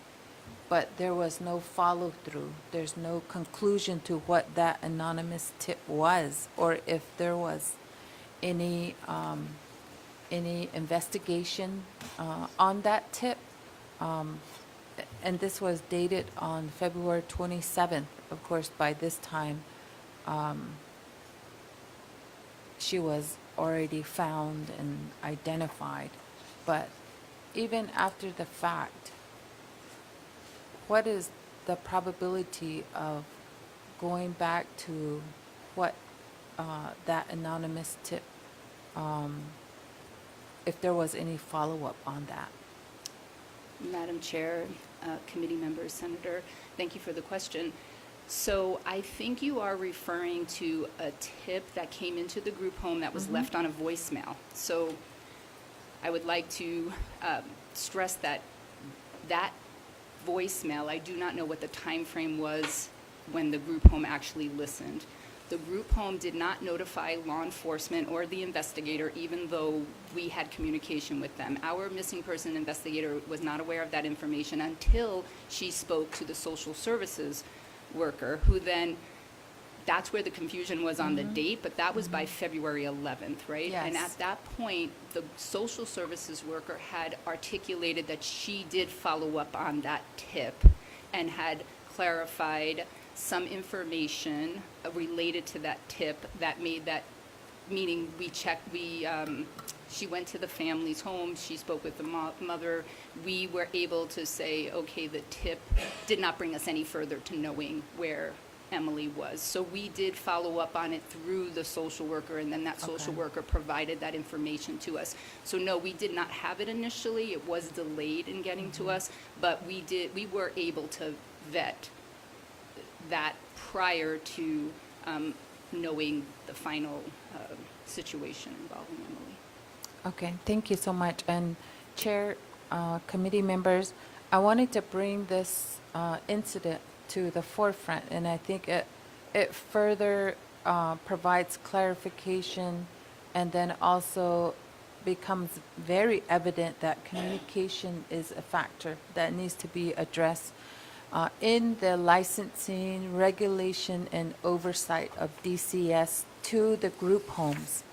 The group homes need to maybe have a card in place with these children's names, so that in a situation like this, that can be provided to you, emailed to you, and then any tips that come through that procedure, the first person that they should be calling is the police, not waiting for the police to call for follow-up.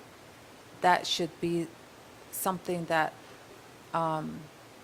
that burden should fall on them. That's part of their responsibility. So that's another recommendation I think we need to take a look at. Madam Chair and committee, I would like to say something about that. I do think we as law enforcement, we attempt to build relationships with the group homes in our community, and I think we can do better at possibly allowing that communication to train, maybe to say, here's all the things that we would need, and they can come up with whatever format suits their, process, because I don't want to impede.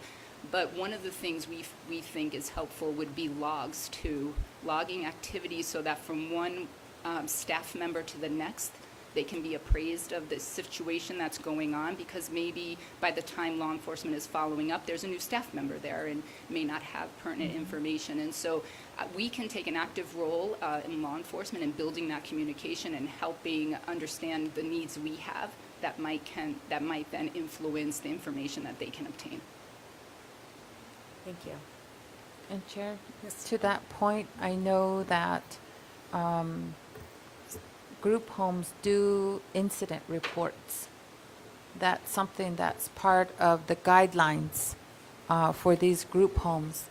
But I wonder if it's something that's enforced if these group homes are under, if these children are under the jurisdiction of the tribe.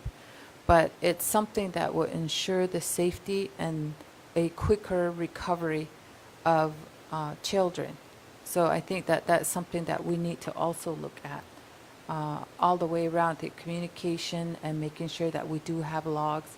The sharing of information when it comes to these incident reports needs to go to law enforcement as well as the tribes. Thank you. Thank you. Thank you very much. All right, we have Gila County Sheriff's Office, Lieutenant Jim Lottie and Sergeant Karen Balls.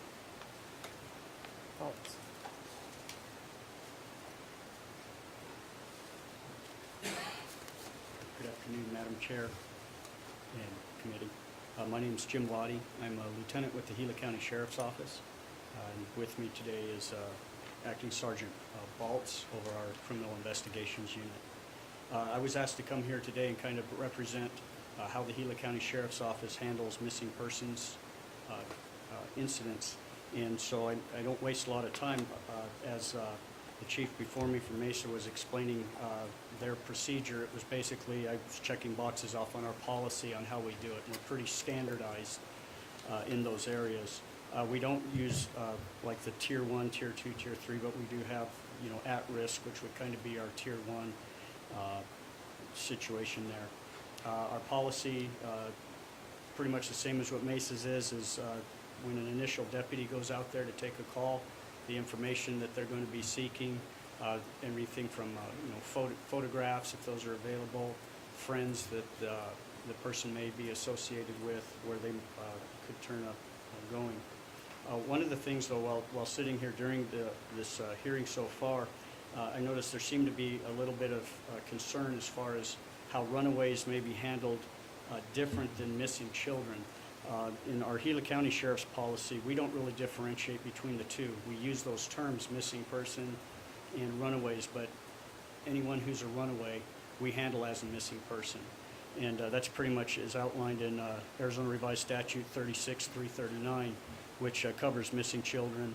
I'm sorry, wrong statute. It'll be ARS 8-901, which is missing, kidnapped, or runaway children, and the mandatory reporting in those. And as Mesa Police had mentioned too, you know, their officers, they have a 2-hour window that's there, and that's pretty much outlined in the statute, you know, how long we have to start getting those things entered and so on. So with that, I don't want to, you know, waste a lot of time rehashing what was already just presented as far as how we respond to those. In answer to the question of what, you know, we would want to be able to see as maybe as legislative action going forward, I would echo again what was just mentioned, where when we show up on some of these calls where we have a missing person, especially if it's at a group home, if they could already have information that is pretty basic to us, the things that we look for when we're doing any missing person, and whether it's a silver alert, amber alert, you know, do they have pictures of them? Do we have next of kin notification information? You know, who are emergency points of contact? A lot of times when we get some of these reports, the initial responding deputy or officer in these cases, they spend a lot of time with whoever's trying to report it, trying to call people to track down that kind of information. Hey, do you know who so-and-so might have connected with or whatever? And if that's something that they've already got, I think that would be a huge help for us to move our notifications forward a lot quicker. Members, any questions? I have a question. Does your office receive 911 calls? Like, are you dispatched into 911 calls? Yes, So we when are. a minor victim calls 911, is dispatched to you, and there's been trauma, there's been assault, what is your process from there? If a minor calls 911, And you Madam go Chair. to the scene? And I'll give you a little bit, I'm looking for timelines to what the process is when a minor has been sexually assaulted, abused, you know.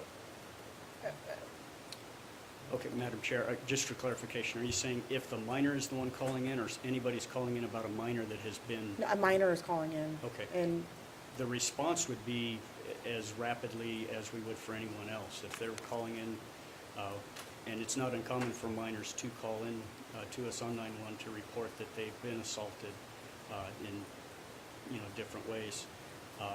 So our response would be the same. We'd get there. Of course, the first thing that the deputy or officer is going to attempt to do is locate a guardian or parent But if they're saying, yes, I was just sexually assaulted, we're going to do everything we can to get them the medical treatment they need, a sane examination.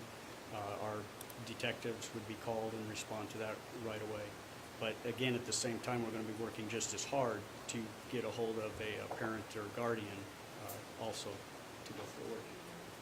DCS would also be notified. Okay. And would you, and so when they're reporting sexual assault, abuse, there would be a perpetrator in that. Are you simultaneously, trying to track down the perpetrator? Madam Chair. Or is that different unit? Right. No, Madam Chair, if we have an idea who the suspect is, we're immediately going to be utilizing resources to track them down and be able to apprehend them if for no other reason, contain that part of the investigation. Okay. So we know that in Emily's case, there was, probably based upon where her physical location was, and many different law enforcement kind of involved with that particular location she was at. And, the perpetrator of her sexual assault has, to our understanding, not been apprehended yet. We do know who it is. But I'm going to go back to what happened to Emily started with her 911 call, what led up to the 911 call. And after that, the system absolutely failed her. And when we are looking at best practices, new laws, and procedures in order to protect our children, we have to take it all the way back to the beginning, which is why I asked you those questions today. And it's a long process. It's a hard process because what happened to her was absolutely awful and shouldn't happen to any child. But I do thank you for being here today, and may have some more questions related to that, particularly as we move forward into our stakeholder meetings, so we could get some good answers and some good solutions moving forward. Thank you, Madam Chair. Okay. So Sacred Journey will not be here today. They have been advised by their legal counsel not to, as they have been, they have a wrongful death lawsuit against them. So I do have two family members here and would call Miss Gail Patchouli to come up and speak on behalf of the family.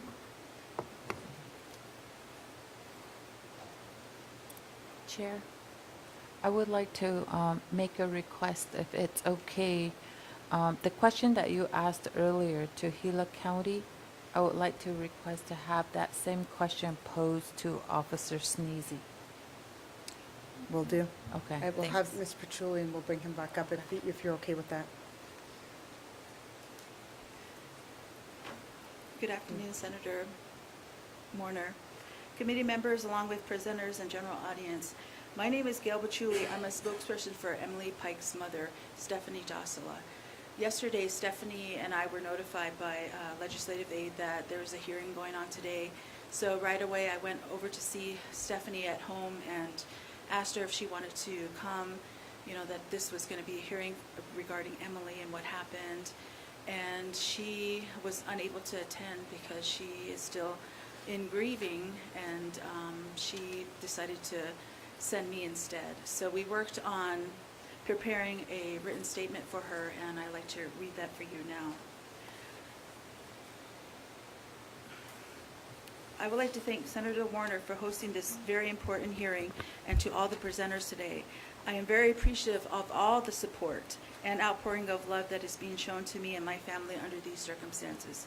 Foremost, it gives me a bittersweet feeling to be informed that Governor Katie Hobbs has signed HB 2281, which is also posthumously known as Emily's Law. This law creates an unprecedented alert system for Arizona's missing and endangered Native people.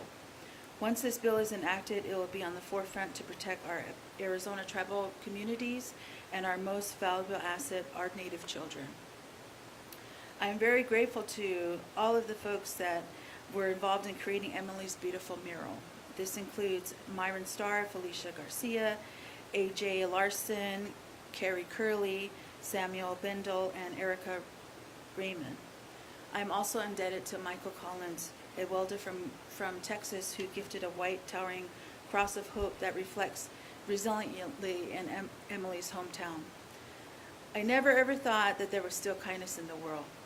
My daughter, Emily Carla Pike, was a 14-year-old Apache girl who was murdered in the most heinous way and left on the side of the road in garbage bags. There are no suspects or arrests in her case at this time. My Emily was raised on the St. Carlos Apache Reservation within the mountainous surroundings of a town called Peridot. She was an enrolled tribal member of the St. Carlos Apache tribe. My Emily had a bright smile. She loved her cat Millie. Her delight was creating drawings that evolved into beautiful art. She was full of dreams and had so much more to give. My Emily also made my day. I miss her so much. I can say that this is the hardest, most difficult experience that a mother can go through. Each day is a challenge. I am constantly reminded of my sweet Emily. First, I would like to address what was reported in the newspaper that my Emily suffered from a mental health issue. However, to the contrary, she was dealing with the effects of trauma. While I cannot speak on any previous or current investigation, I understand that my Emily was showing physical and emotional turmoil in which she was in the process of seeking professional help. From my understanding for years, my Emily was in and out of various places in Mesa. I admit that I was trying to better myself during this time when Emily was seeking help. I fit the category of being identified as indigent.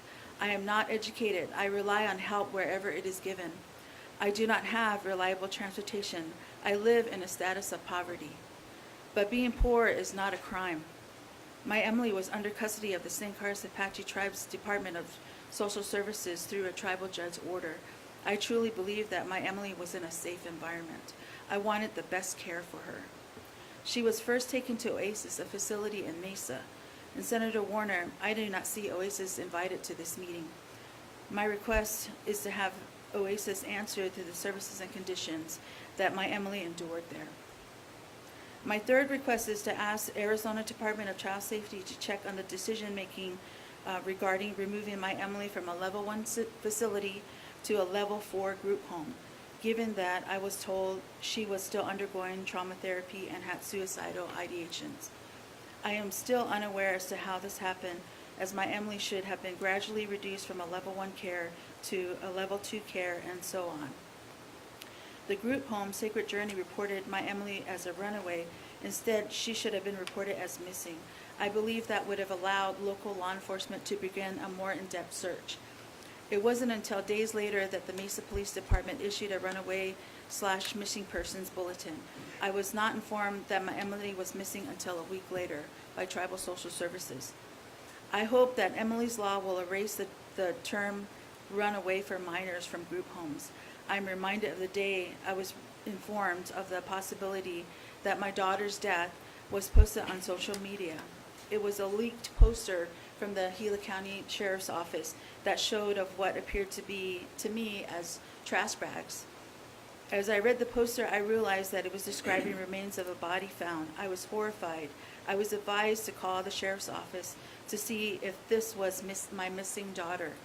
A few days later, after testing was conducted, including a DNA test, the Sheriff's Office said that body was indeed my Emily. Had that poster not been leaked, I may not have known to call the Sheriff's Office and would not have known that it was my Emily. For my third request, I ask that the Gila County Sheriffs review their protocol on how they release sensitive information to other law enforcement and to the general public. Ultimately, a mother should not find out on social media about her daughter's dismembered body. In addition, the general public should be kept informed on Emily's case and not just their special reporting done by the Gila County Sheriffs for special entities. Because Mesa is over 100 miles away from where my Emily lived, I now know that moving from a little reservation town to the big city was a culture shock for her. My Emily only knew her home in Peridot. She mentioned to me and her grandmother on how she missed home-cooked meals, including her traditional foods, like acorn soup and tortillas, and talking about rolling out her dough for making her golden fry bread for her family. My Emily was far from home. She was alone and homesick. It must be a foreign experience for any child coming from the reservation. For my next request, it is with hope and prayer that I ask the St. Carlos Apache tribe of 2 items. Number 1, to research in building a permanent youth home facility that is closer to home. I wish the tribe had a youth home with services of psychiatrists, therapists, special doctors, specialized staff that could have helped my Emily. And number 2, to embark on changing its policies and procedures for underage Apache children under the care of tribal social services, including ensuring that staff is qualified with appropriate degree fields and work experience. I often hear from the St. Carlos Apache tribal councils in their speeches about upholding our Apache children as our future, but this is far from the truth, as they could not protect my Emily. Again, Senator Warner, thank you for this opportunity to discuss Emily's case. I want to tell everyone to watch over each other because no one else will. My Emily should still be here with me. My family did not deserve this. My Emily did not deserve this. No one does. Thank you. Thank you, and we will reach out to Luis's. Any questions? No? Thank you very much for coming. And Mr. Pike, did you want to come?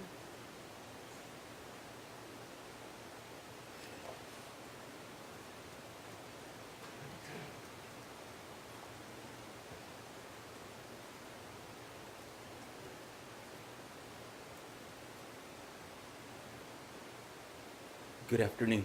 My name is Alred Pike Jr. Thank you, Madam Chair and committee members. Thank you for holding this hearing. I'm Emily's uncle. Her father is my brother, Jensen Pike. He's currently incarcerated. I'm not going to beat around the bush. I'm not going to point fingers. I'm not going to lay blame anywhere. But what I'm going to say is we did all fail my niece in one aspect or another. Policies and procedures. I hear 2 words, runaway and missing. 2 little words that make a big difference on whether an investigation is done or whether they just sweep it under the rug. It's very difficult for me to understand that we can't come to an agreement to make the necessary changes as soon as possible. Emily's Law, that also has the same term. So if Emily was listed as a runaway, then it wouldn't trigger that alert.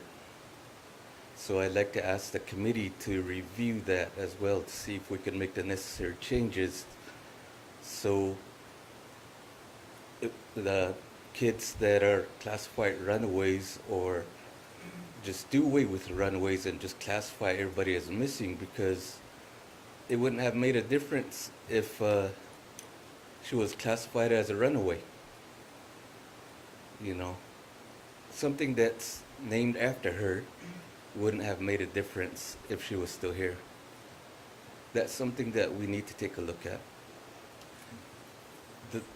Emily might not be here, but she's making a difference in the world. She's helping make changes in areas that need to be addressed. That's why we're here. And I thank you all. I thank you all for the time that you've spent on reviewing codes, on laws, on having hearings. I know it hurts each and one of you deeply too as well. You know, you're all mothers. And my brother, he's in a place where he doesn't have a support system. And you're right. My niece was a victim, but yet she was punished and removed from her home. That's how justice failed her. The person that she accused of hurting her got to go home. How is that justice? It's just backwards. You know, she got sent away, like Gail said, to a place that she's not familiar with, away from her family. It's culture shock. plain and simple. I didn't get to go away from home until after 18, and being away just for 2 weeks, seeing the Mount Turnbull, almost brought me to tears. You know, that's how much I missed home, just being away for 2 weeks. Just think, my niece never got to go home. A year and a half, she was sent off. She never had that chance to go home. Just those little words: runaway, missing. That makes a lot of difference. And I hope you continue to have these hearings and make the necessary changes that will help address these issues. Because what I've heard today is the failure of agencies or departments or jurisdictional issues, federal, state, tribal. We need to stop working in silos. We need to start sharing information. We need to start working together so this won't happen again. You know, the way they found her, I spoke with Nancy Grace several weeks back, and the way she described it was straightforward to the point. She was chopped up, she was dismembered, she was left on the side of the road like she was a piece of trash, like she didn't matter. Chairman hit it right on the head.